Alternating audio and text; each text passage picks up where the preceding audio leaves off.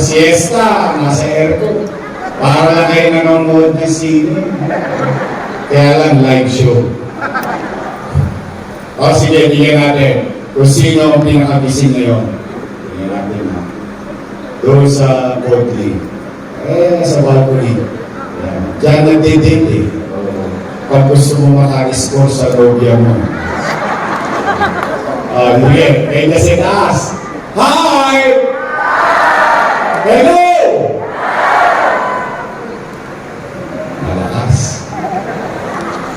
Tingnan natin kung mas malakas ba kayo dito sa baba. Ito yung pag-kunti na lang ang pera mo sa pamasahe. Orchestra na lang. Dito sa baba. Hi! Hello! Gising na gising ang mga lolo-lola mo. Sige, taas ang kamay, taas ang kamay. Tinat-tinat. Hello. Magandang araw. Good afternoon. Maraming salamat sa inyo at pinunlakan ninyo ang aming panyaya. Bagamat alam ko, marami kayong gawain sa bahay. At binigay nyo ang oras nyo sa amin. Kaya naman, mga nanay ko, mga tatay ko, mga lolo-lola ko, manatag kayo. Hindi namin sasayangin ang araw ninyo. Wala kayong maririnig na mga panira dito. Dahil mabigat ang bilin ko sa Your Miss Joyce. Ang sabi ko sa kanila, "Hoy, umayos kayo. Yung utaw, pinuntahan na kayo. Binigay na kayo ng oras. Huwag nyo nang sayangin. Kung kayo'y tatakbo at first time, sabihin nyo na lang kung ano ang gagawin ninyo. Kung kayo naman ay re-electionista, sabihin nyo na lang kung ano ang ginawa ninyo sa loob ng 3 taon. Pagkayari, hayaan natin ang taong bayan ang humusga. Tama po ba? May masakit na salita ba kayo narinig dito? Alam ko, sumakit ang tenga nyo kay Apple Nieto. Huwag ko kayo magkilala. Wala pong diferensya sa tenga nyo. Marami pong diferensya sa boses ni Apple. Ang may problema, mikropono. Wala sa tono yung mikropono. Kamusta po kayo, ha? Salamat sa Diyos. Opo, alam niyo kung minsan sa buhay, marami tayong pinoproblema. Marami tayong kinahangad. Marami tayong pinapangarap. Minsan, hindi lang natin napapansin yung pinakamahalaga sa lahat. Yung kaloob na buhay sa atin ng Panginoon. Pagkat bagay na dapat natin ipagpasalamat, lalong-lalo na kayo. Mga nanay ko, tatay ko, mga lolo-lola ko. Librihin ninyo, dumaan tayo sa madilim na bahagi ng buhay natin. Hindi natin inaasahan. Tatakot tayo ng pandemya. Baka tayo'y magutom. Baka tayo'y magkasakit. Ito pa ang kinakatakot natin. Baka tayo'y mamatay sa infeksyon ng COVID-19. Kaya bagay na sa tingin ko, para sa akin, dapat natin ipagpasalamat sa Diyos. Dahil magkakasama tayo ngayon sa isipan ko, buhay tayo lahat. Nakaraos tayo, nakatawid tayo.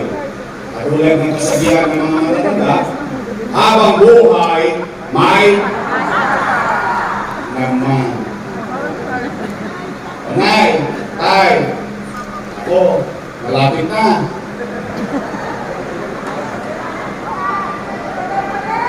$50 days na lang. Handa naman kayo.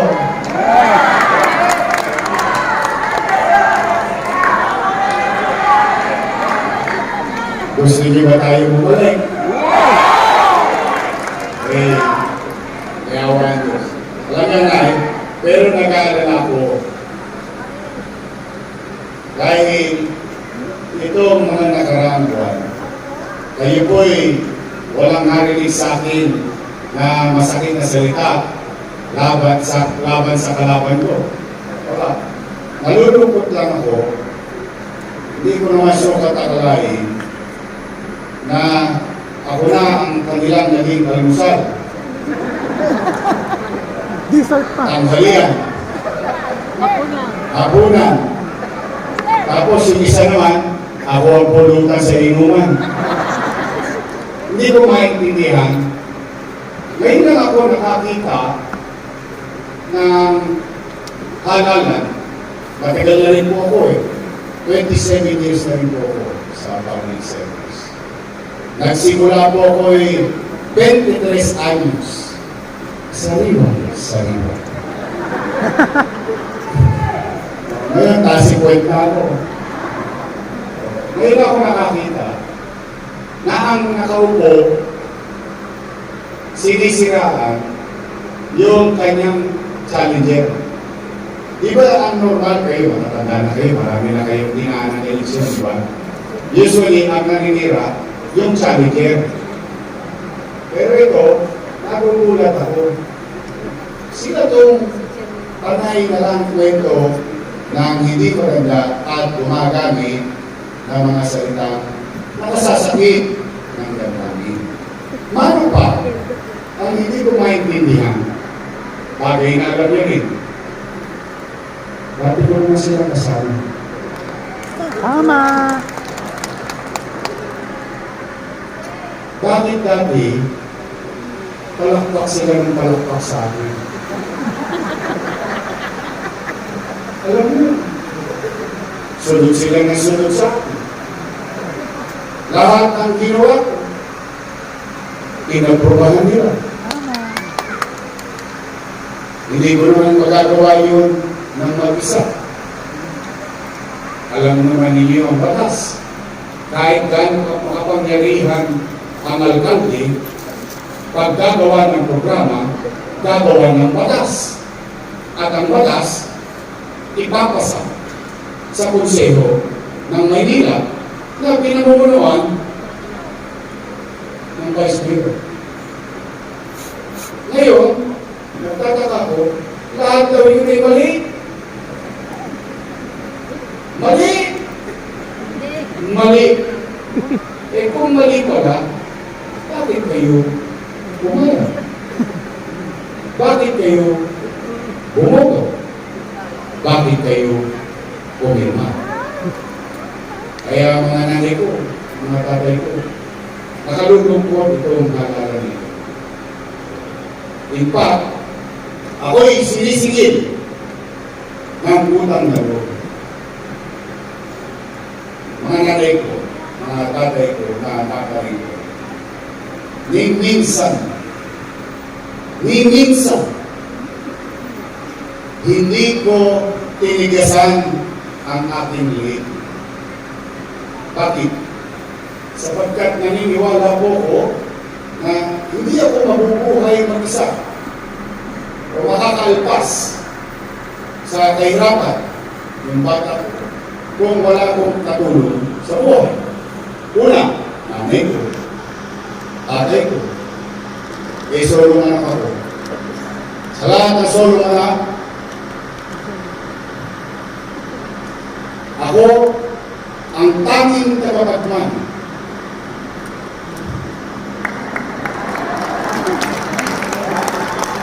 ng malaking lupain sa mundo. Bulubundukin at umuusok pa. At mga kaibigan at kakilala. Kaya naman bagay na patuloy kong lagi nililingon. Ang sabi nila, kailangan ko daw tanawin ng utang na loob yung ginawa nila sa akin. Kayo po ang musga. Ang sabi ng ate ko, wala daw tayong utang na loob. Ang sabi ni Chihuahua, Wala daw tayong utang na loob. Tingnan po natin. At kayo na rin ang gusto. Bilang pagkanaw ng utang na loob sa kanila. Philip Lacuna. Nakaupo. Nakaupo. Ray Lacuna. Nakaupo. Dennis Lacuna. Nakaupo. Asawa ni ate. Yung nagbibigay ng online schedule sa inyo sa health center. Nakaupo. Si ate. Nakaupo.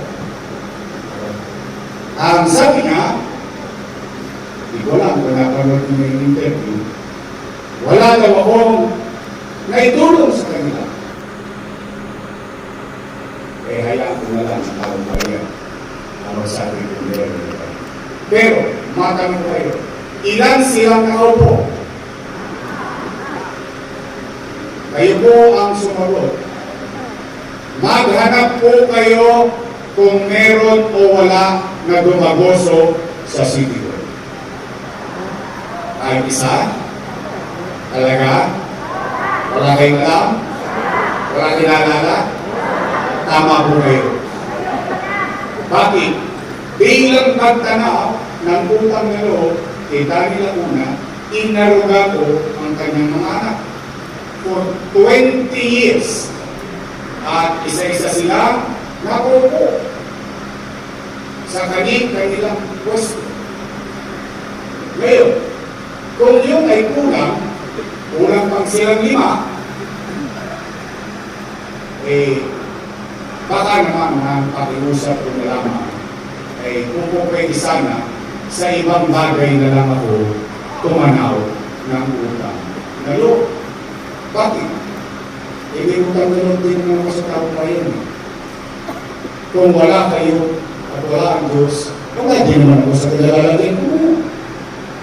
Masama naman bang dinggin ko ang panawagan ng taong bayan? Eh, yung taong bayan ang sumisigaw na, bumalik ka na. Bumalik ka na. Bumalik ka na. Bumalik ka na. Bumalik ka na. Yung taong bayan sumisigaw na, bumalik ka na. Eh, siya sumigaw, okay na bumalik!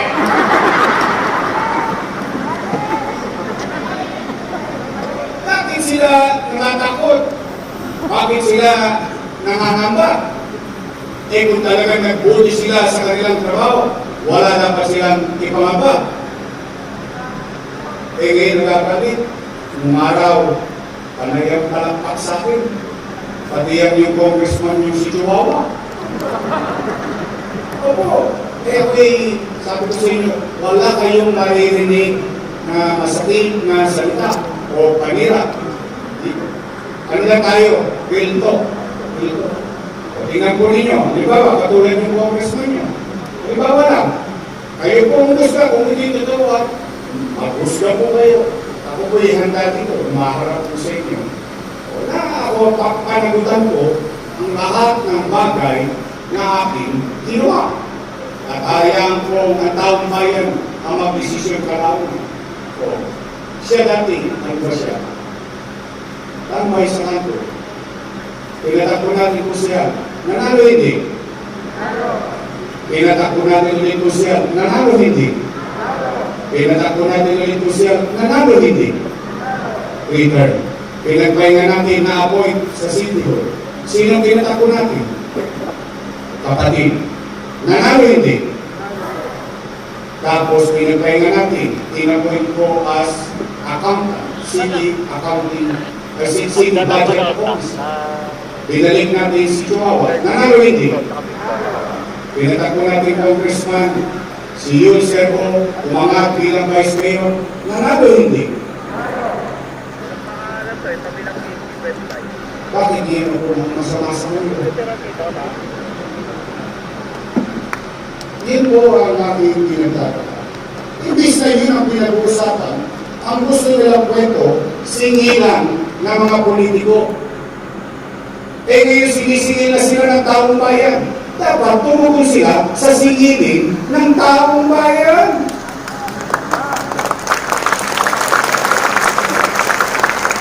Yung gusto nilang usapan, pampolitiko lang ang makikinabang. Hindi naman makikinabang ang lukaw doon. Eh, bagay na amin man dapat tugunan. Bakit? Nagpaboto ka. Gusto mong maging halal ng bayan. O nututot din mo na ang iyong gawain na iyong sinumpaan. Eh ngayon isisisi mo, idodoro mo ang iba. Hindi naman yata tama yun. O yan sinasabi nila.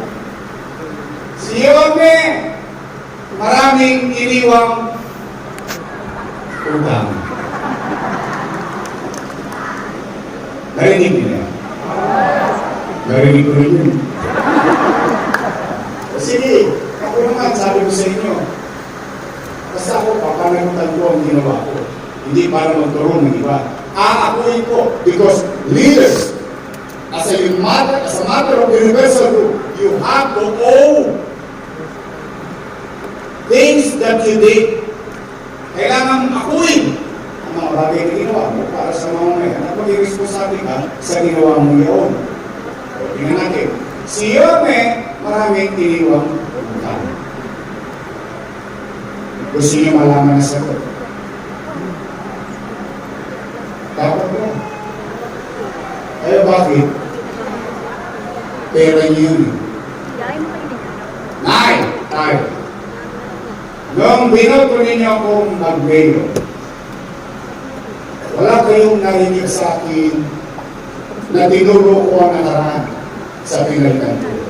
Na walang iniwang pera. Wala kayong narinig. Kahit magsiyasat kayo sa internet, hindi ko sinisi yung sinundan ko. Bakit? Eh, tinanggal na nga ng tao, ibinigay na nga sa akin. Idikado ko na ang lahat ng responsibilidad na yun. Tama ba rin? Nagpaboto ka eh. Tama? Gusto mo mag-mayor eh. Tama? Eh pagka hindi mo na magawa, ituturo mo iba. Hindi yan, tama yun. Ngayon, Nay, umaawal na tayo. Anong unang-una kong ginawa? Walang tosgas. Walang gastos ng pera ng tao bayan. Ano yun? Nilinis ko ang Maynila.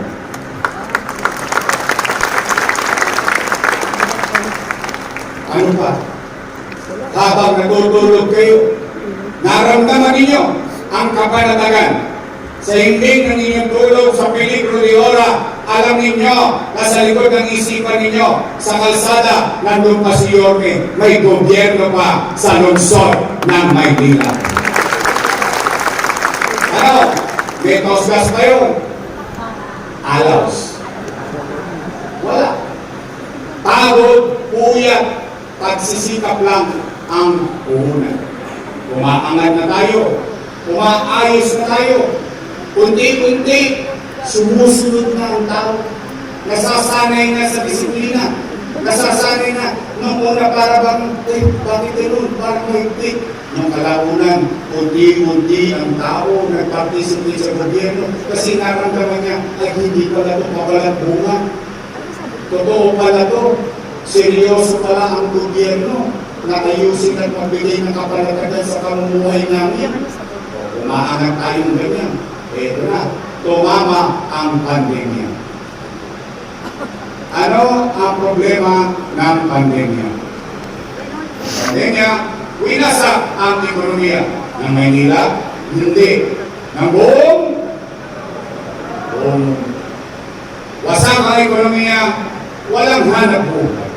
Walang hanap buhay, walang trabaho. Walang trabaho, walang pizza. Walang pizza, walang chicha. Tama mali? Pero, kayo na mga nakabuhay dito, kayo na lang ang testigo ko kasi yung iba'y patay na. Oo, naman sila mabutat sa ilalim. Kayo mga nangaboy dito. Kaya niyong sabihin at matamos ang ilong ninyong masasabi tayo sa Maynila noong pandemya, walang nadudong sa lungsod ng Maynila. Buwan-buwan, may food box. Hindi pa nga naubos yung food box, so narating na naman yung food box. Tama nga rin. Kaya nga yung mga kagawad chairman, nagtataka ko, bakit nandoon sila?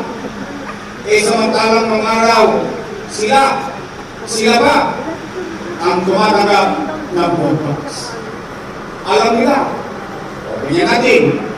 O, gusto niya ng kwentong may kwenta? Kasi yung kwento nila, walang kwenta eh. O, tama ho ba? Tingnan natin. Kasi ang pinag-uusapan, meron pa nung nagsasabi, lalapit ko sa mga kanya, Tatay, pagod na akong kakabayad ng 17 billion. Ginusto ko yun eh. Gusto mo mag-mayor eh. Bakit ko sa akin pinapati yung tanong na yan? O sige, pagkwenta tayo. Food box pa lang. Food box pa lang. Tingnan po ninyo ha. 700,000 families na household. Ibig sabihin, sa isang bahay, mangyari baka 2 pamilya, baka 3 pamilya, at bawat pamilya may food box. Tama na rin?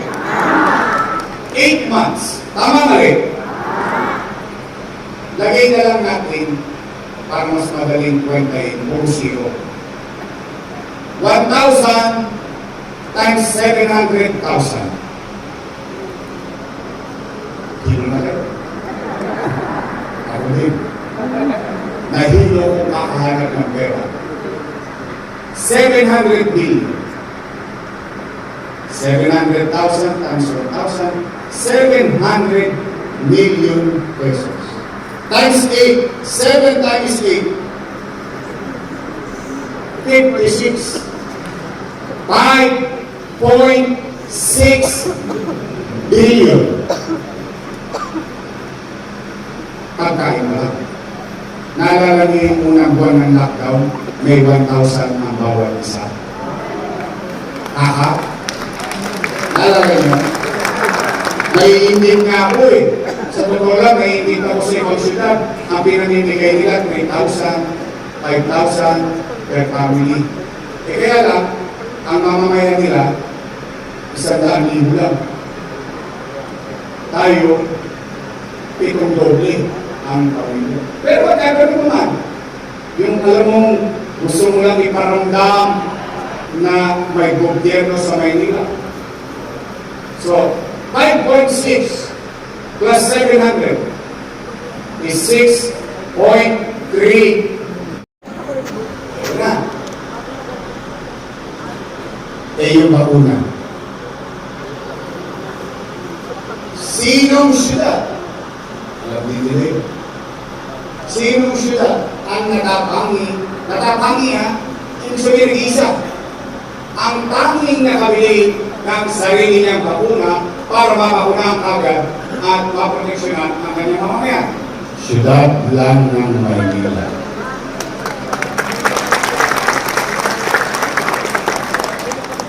$500 billion, 300 billion na COVID hospital.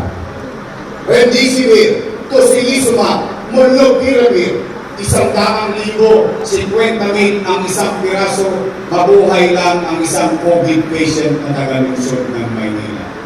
Face mask, face shield, yung sinusuot ng doktor, and so on and so forth. Storage facility. Ang pinag-uusapan pa lang natin, COVID-19.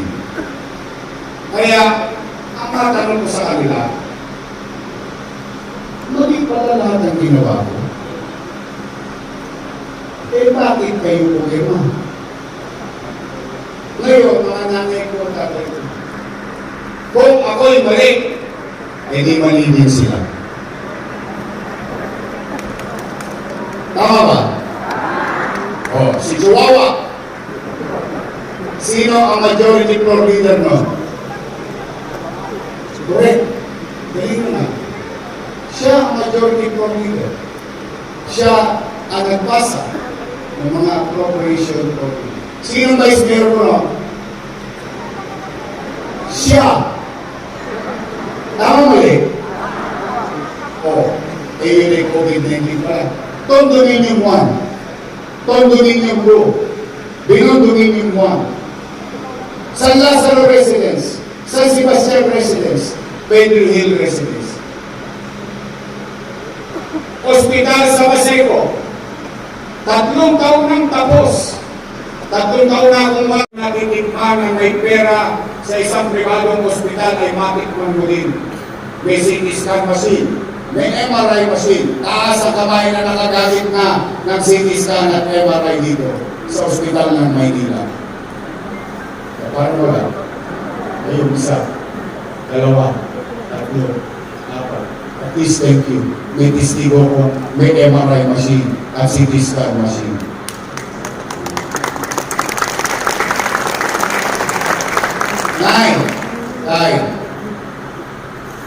Ano, bilyon-bilyon ba ang halaga ng lahat nito? Bilyon-bilyon? Ang pinagtataka ko, ngayon, nagkakating ribbon sila. Nagkakating ribbon. Ang sabi nila, sila daw ang may gawa niya. Pero yung ipinagpagawa niya, na inutang ko, kasalanan ko. Well, Tama ba? Pagbigayan na, sila ang may gawa. Pero yung basihan kung bakit siya nagawa, ay kasalanan. Ayun ang nakakagulo. Kaya po, mga nanay at tatay ko, kaya ko nalulungkot sa halaman. Paano ba? Hindi sana ang sinabi na lang nila kung ano ang ginawa nila sa loob ng 3 taon.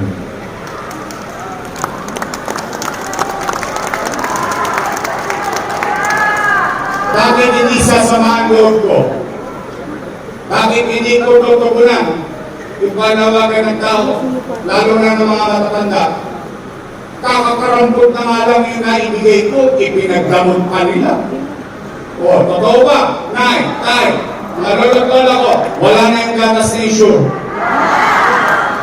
Totoo ba na kapag, ito ha, real talk lang tayo ha, kasi tatanungin ko kayo dahil mas matanda kayo sa akin.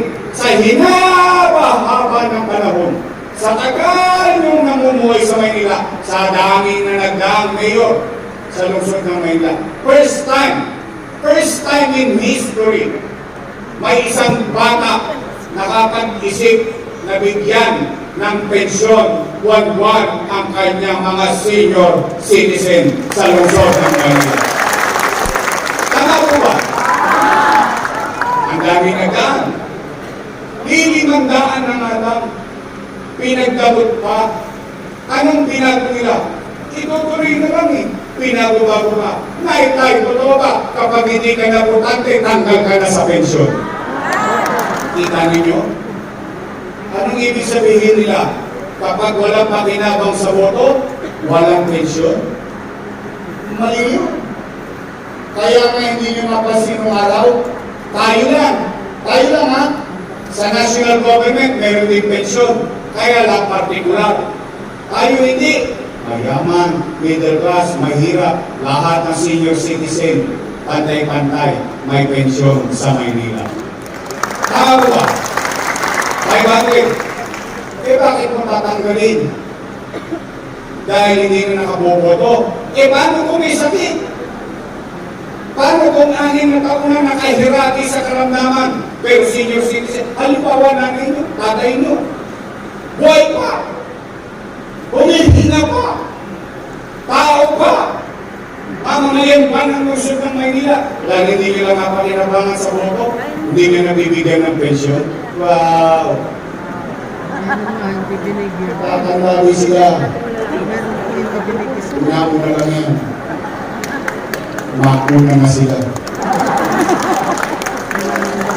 Hindi, di ba parang pagbibigay ka na rin lamang, nakapananakit ka pa ng damdamin ng isa. Paano kung dalawa kayo mag-asawa? Dati-dati pa rin kayo tumatanggap, yung shady sa gitna, wala na siya matatanggap.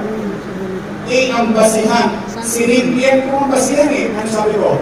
Mayaman, middle class, mahirap, pantay-pantay, may pensyon. Tama mali?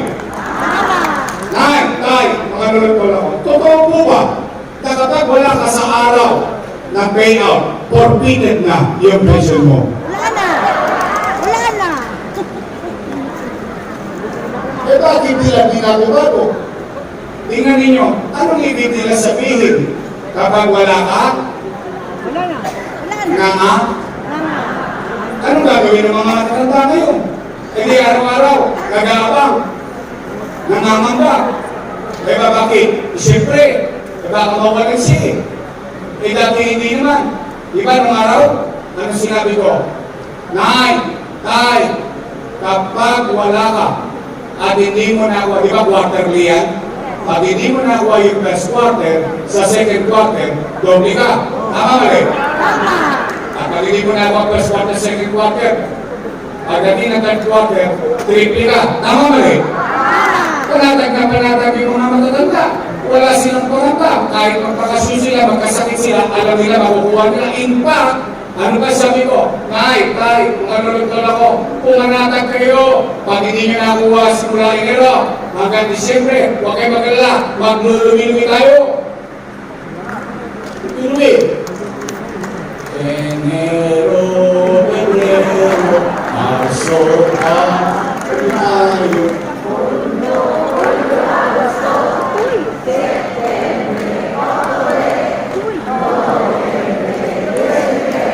Rubi.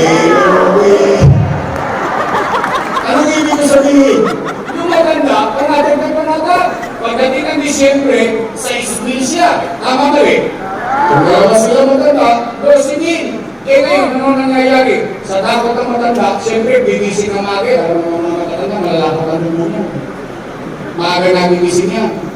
Pagkagising, saan niya pupunta?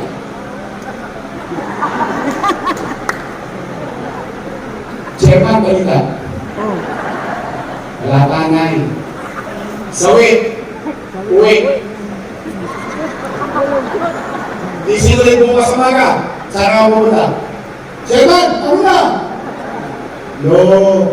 Alaws pa. Imamalas-balas mo yung matanda. Tinawagan ng ako. Lola. Namimiss ka na namin. Pasyal ka naman dito sa Cavite.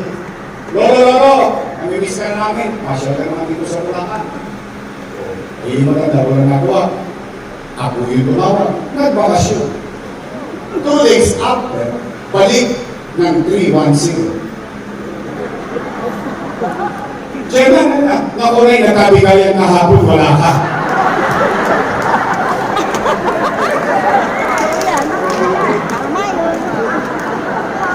Hindi ba? It doesn't make sense Kapag gustong ibigay, maraming paraan. Agayaw, 500 piso, pinagdadamot pa natin. Pero ngayon, Diyos ko, dinoble pa. Natanggap nyo ano? 3 bulig. Enero, Febrero, Marso, 3 bulig dito. Meron ba yan? Baka magkaroon ng Abril-Mayo ba yan? Kaya ko naman isip nila. Gusto ko lang nilang gawin 1,000. Sana napapaupo nila. Ginawa na lang 1,000. Bakit na yun pa?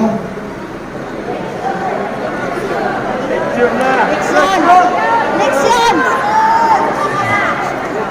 Sabi ng ibang matanda, tinasa sa mga, tinagal mo naman yung cake namin. Wala naman yung issue. Wala naman yung black rice. Wala naman yung brown rice. Wala rin yung vitamina. And so on and so forth. Nakuha nyo? Alam niyo ang dahilan kung bakit tinasa niyo? Alam niyo na? Bagay. naniniwala naman ako sa inyo. Matatanda na kayo. Alam niyo na ang tama at mali. Ang buladas o hindi. Kasahod ay trust niyo.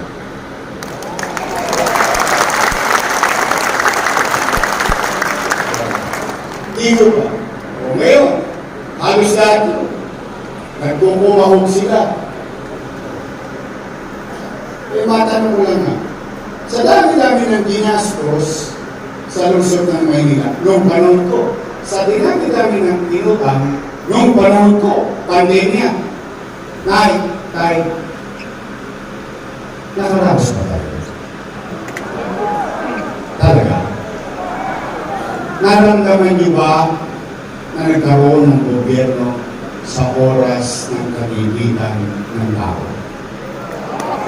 Naramdaman niyo? Nagkagobyerno. Dami ko utang eh. Oh, tay, nakausap niyo na ba sila? Pinatawag niyo ba kayo? Napatawag na? Sino na patawag na? Okay mo lang, okay kaya. Sino hindi pa? O, pag hindi ko napatawag, pwede ba ako makiusap? Pwede ba ako makisuyo? O sabi niyo naman, ano lang, bibilin lang ako. Ay! Puro daw kayo utang. O, sabi ni Jorge, umalis na raw kayo dyan, siya na lang magbabayad ng utang. Pwede? Promise? Una, hindi naman niya pera yun. Pera naman ng taong bayan yun. Pangalawa, hindi ko rin pera yun. Pera ng taong bayan yun. Sininok ko lang. Ginamit ko lang yung abilidad ko bilang isang ama katulad nyo. Tanong ko kayo, matanong ko kayo, rito, kapag walang makakain ang anak nyo, gagawin nyo na pala. Uy, di nga. Talaga? Tinanong nyo? Tinatawid nyo? Yun din ang ginawa ko bilang ama ng 2 milyong Manileño sa lungsod ng Maynila. Ano sinabi ko noon? Kasagsagan ng pandemya. Ano sinabi ko? Very specific. Hindi naman ako nag-publish sa inyo eh. Araw-araw nyo naman ako napapanood sa Facebook. Bakit? In-open ko yung gobyerno eh. Open governance. Ano sabi ko? Magpapandemya. Lockdown. Tay, pumanatag kayo, mga batang Maynila. Kapag wala na akong maibibenta, wala na akong mautangan, nakita niyo kung relo na ito? Ipatatas ako ito kitang munting makaramos lang tayo. Ano naman? Totoong sinabi ko yun. Eh, lahat naman ng yun ay dumaan sa kanila. Lahat naman ng yun, inagrubahan nila. Noong araw, papalakpak pa. Nakikiabot pa ng bultos, ganyan-ganyan ba ito? Tama mali? Ayun ako yung masama. Sila masyadong kinakabahan. Kaya, bakit natin pa muna ng taong bayan? Kaya po, mga nanay tatay ko, gusto nyo ba maibalik yung mga bagay na naganap sa lungsod ng Maynila? Ngayon, after everything, tingin ko hindi titigil. Ngayon po alam niyo ba ginagawa ngayon? Nagahagis pa ng papel sa kasada. Dami ngayon sa Maynila, nagahagis ng mga papel. Kasi ako, naitay. Mga lolo-lolo ko, ito po ako. Sa totoo lang, pampahinga na ako. Sa totoo lang. Why? Gusto ko na magbawi sa pamilya ko. Nung pandemya, 3 buwan kung hindi inanihan ng pamilya. Ni silip, ni bisita sa sarili kong bahay. Hindi ko ginawa. 3 months akong natulog sa sitio. Kaya nakita niyo shorts na lang ako, t-shirt. Dahil aligaga ako. Paano ko itatawid ng 2 milyong bibig? Paano ko maililigtas ang higit na nakararami? Kaya sa totoo, pampahinga na ako. Pagbabawi na lang sana ako sa pamilya. Ang buong akala ko, hindi ko alam, ang akala ko rin, kaya nga natin sila tinulungan Kasi ang alam natin, itutuloy na lang nila yung ginawa natin sa lungsod ng Maynila. Mabuhat sasakit ako na wala, binago-bago na. Nag-iba-iba na. Kung ngayon, masisisi ba nila ako? Naialay ko ulit ang sarili ko sa taong bayan. Kung sila ay nag-voting, kung sila ay ginampanan ang kanilang tungkulin, sana hindi na sila naninira. Sana hindi na sila nangangamba. Bakit? Ibubutuhan ng tao, makita ka mo hindi ba sa ikaw nagtumpat sa iyong tungkulin, sa iyong mamamayan. Tama ka rin? Kaya po, mga nanay tatay ko, after everything said and done, handa na ba kayo? Talaga? O ito, tatanungin ko lang kayo ulit. Sigurado hindi kayo sagot niyo. Gusto niyo ba ako talaga bumalik? Promise? Talaga? Next month? Mahalay ba sila? Ayaw mo yung mga disgrasya, ayaw mo sa ito. O sige, ito naman, Nay, hindi magalala, kumanata kayo. Babalik na tayo.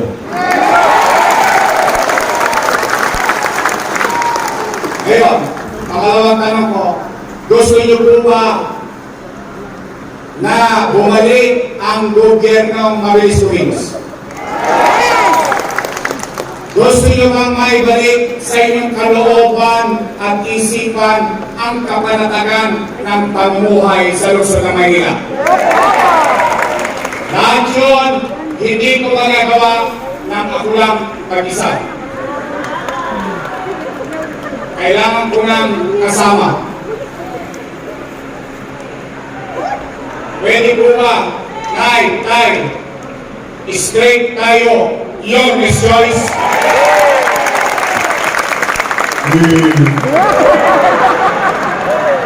Sabi ko, pag-iingan niyo. Kasi, baliktad na ngayon. Dati, ang politiko, nangangako. Kayo ngayon ang nangangako sa akin. Sisigilin ko kayo. Pagtapos ng eleksyon, bibili ako ng dibilitaso. Titingnan ko yung rating kung may prueba ba. Straight or choice? Tay, makalulog ako. Total, dalawa lang naman ang pagpipilihan ninyo. Dalawang group lang. Dalawa lang. Una, your choice. Matamis. Yung kabila, plain choice. Oo. Pwede?